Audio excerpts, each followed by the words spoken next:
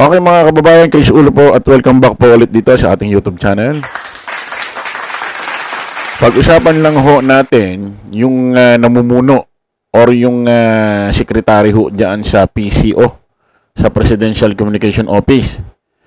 Walang iba kundi ho si Jay Ruiz mga kababayan. Secretary Jay Ruiz. O alam kasi natin mga kababayan nung nakaraan, medyo parang usap-usapan na mawawala na raw siya sa pwesto, no, diyan sa PCO bilang secretary.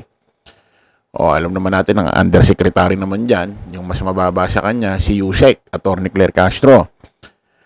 Pero na-retain ho siya, no? Nanatili ho siya sa kanyang pwesto bilang secretary ng PCO. Ito si Secretary Jay Ruiz. Ngayon may gusto lang akong update ho, no, about sa kanya, kung saan ay umuugong-ugong daw or sabi na parang mayroong baga may nagpapaboost, no? Na ito daw ang ipalit kay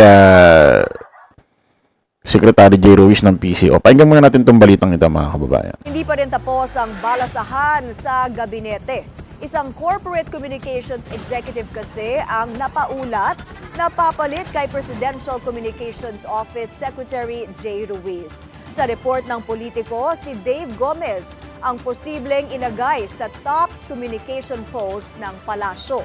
Bitbit ni Gomez ang 3 dekadang karanasan, kabilang na ang pagiging reporter bago pumasok sa advertising.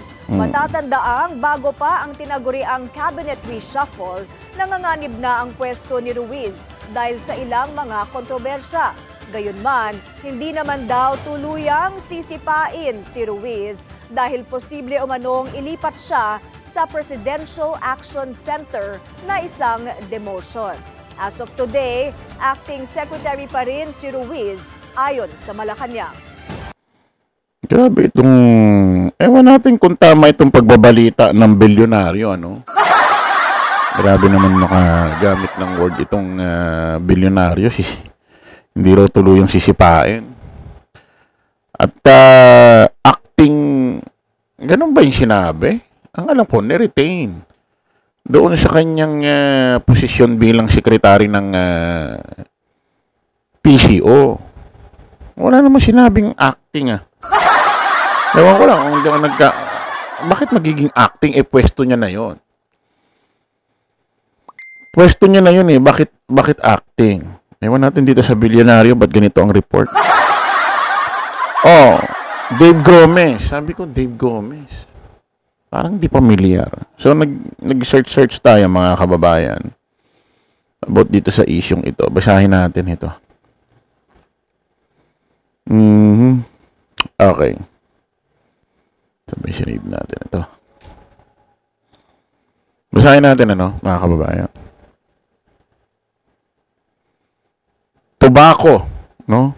Nagulat ako, tobacco agad ang lumantad sa akin nung sinerch ko ito. Ano to? Report ito ng tonight. Basahin lang natin, ha? Tobacco lobbyist sa palasyo, balisa ang health advocate. Basahin natin. Ito ho yung Dave Gomez. Basahin natin. Umuugong ang mga balita na si Dave Gomez, dating matagal na opisyal ng Philip Morris International sa lokal nitong kaalyado na PMFTC Incorporated, ay isinusulong upang pumalit kay Jay Ruiz. Sinusulong? Sino naman ang nagsusulong? Bilang pinuno ng Presidential Communication Office or PCO, ikinabahala ng mga health advocate at media watchdogs ang posibilidad na ito ay hudyat na mas malalim na problema. Ang pagpasok ng impluensya ng mga tobacco lobbyist sa loob ng mismo ng Malacanang. Ayon sa mga source na may kaalaman sa deliberasyon sa loob ng palasyo, hindi lamang itinuturing si Gomez bilang kapalit ni Ruiz, kundi posibleng maging pangunahing strategy sa mensahe para sa mga sektor na kaalyado ng industriya. Isang hindi opisyal na point person ng mga lobbyist kabilang na ang tobacco industry. Para sa mga grupo sa kalusugan, ito ay lubhang nakakabahala. Parang hindi naman maganda kung magiging sekretary ng PCO ang mundo ay ganito ang mga ginagalawan, no? Tuloy natin. Isang ulat mula sa examination sa pinamagatang How Industry Capture of Filipino Official Help Deadlock Global Tobacco Control Negotiation. Ang nagsiwalat kung paano ang ilang delegado ng Pilipinas sa pulong ng World Health Organization Framework Convention on Tobacco Control or FCTC sa Panama ay aktibong pumabor ang interes ng industriya ayon sa ulat ng mga mamahayag at aksyon ng mga opisyal na tumutugma sa retorika ng mga kumpanya ng sigarilyo na humadlang sa mga pandaigdigang pagsisikap sa higpitan ng regulasyon sa mga produktong may nikotina. Ibinunyag din sa ulat ng ikinahihiya ni Senador Pia Cayetano, isang pangunahin ng tagapagtanggol ng pamumulitikong kalusugan, pampublikong kalusugan, ang naging papel ng Pilipinas sa pulong. Matapos umano magsilbing tagapagtanggol pa ng industriya ng tabako ang mga kinatawan ng bansa. Sa ganitong konteksto, itinuturing ng mga kritiko ang posibilidad na pagpapadalaga kay Gomez bilang isang mapanghanib na senyales hingil sa prioridad ng Administrasyong Marcos. Ito ay textbook example ng regulatory capture ani ng isang dating opisyal sa sektor ng kalusugan. Kapag iniluklok mo ang isang veteranong tagapagsalita ng industriya sa isang makapangyarihang posisyon sa gobyerno, bigla na lamang nagiging malabo ang linya sa pagitan ng serbisyong pampubliko at pansariling interes. Pwede, baka magamit sa magamit sa pansariling interes, ano?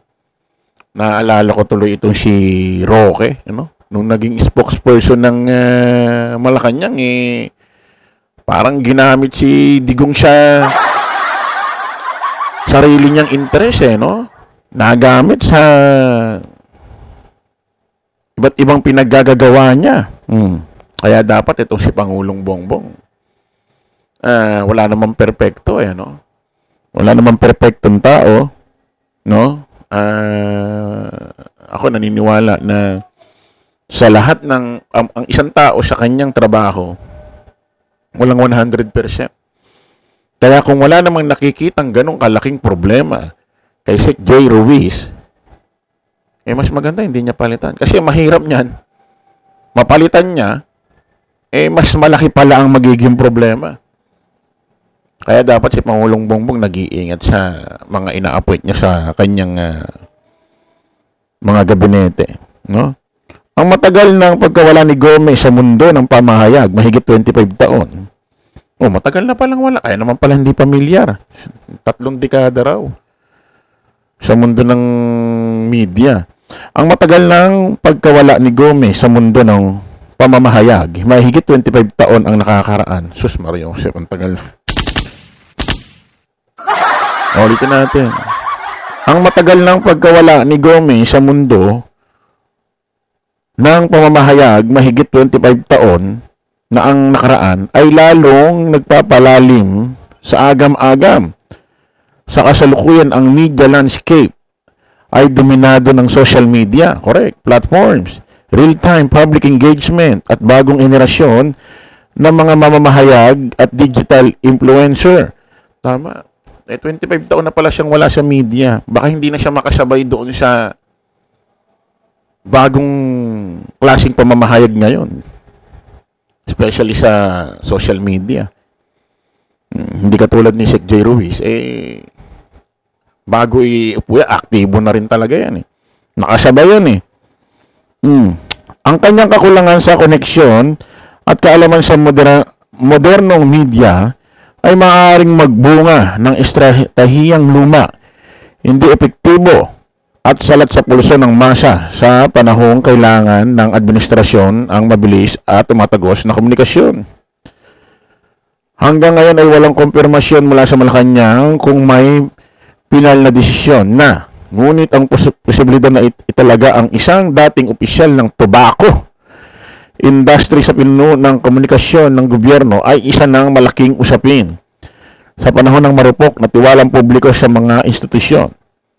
Ang pinakahuling kailangan administrasyon ay ang impresyon o mas masahol ang realidad na ang mensahe ng pamahalaan ay pinipihit ng mga dating tagapagsilbi ng Big Tobacco. Nako, para sa akin hindi ito. Sa akin ako'y mag-a-advise bilang isang mamamayang Pilipino, netizen, butante rito sa Republika ng Pilipinas. Walang perpektong empleyado dahil walang perpektong tao. Correct? Hindi po pwedeng may perpektong empleyado pero walang perpektong tao. Hindi pwede yung ganun. Pag walang perpektong tao, walang perpektong empleyado. Walang 100% na nakakapagbigay ka ng tama sa mismong trabaho mo. Walang ganun. Alam natin yan, may mga kakulangan pa rin tayo, O ano ibig sabihin natin? Kung wala naman na ibibigay ng ganong kalaking problema, si Secretary Joy Ruiz, siguro may mga konting issue lang na hindi naman napapatunayan pa. Magandang siya na muna. At okay ang mga delivery ng kanyang undersecretary sa pagsagot sa mga issue. So, okay, ibig sabihin namumuno sa kanya yung nasa ibabaw niya, si Sec Joy Ruiz. Kasi mga paratang naman sa kanya, mga pa lang naman yan, hindi pa naman napapatunayan. Hindi natin alam kung ano ba talaga ang ni Pangulong Bongbong dito, ano ang pamantayan niya, kung bakit halimbawang naiisip niyang palitan si Sec Joy Ruiz. Dahil ba sa mga issue na hindi pa napapatunayan? Kasi si Pangulong Bongbong may issue rin Di ba? Ano bang rito? Ano bang pamantayan? Klase ba ng trabaho? Kasi mahirap niyan, palitan siya, ipapalit yung lalaki. Hindi mo masabi, mas malaki yung magiging problema. Diba? Baka magamit sa sariling interest. Tulad nga ni Harry Roque. Naging spokesperson ni Digong. Ano nangyari? Anong mga pinagagagawa? Nagamit ang posisyon. Nagamit ang pangalan ni Digong. Okay, maraming salamat po mga kababayan. Kita-kits po ulit tayo sa panibagong live vlog. Bye-bye po.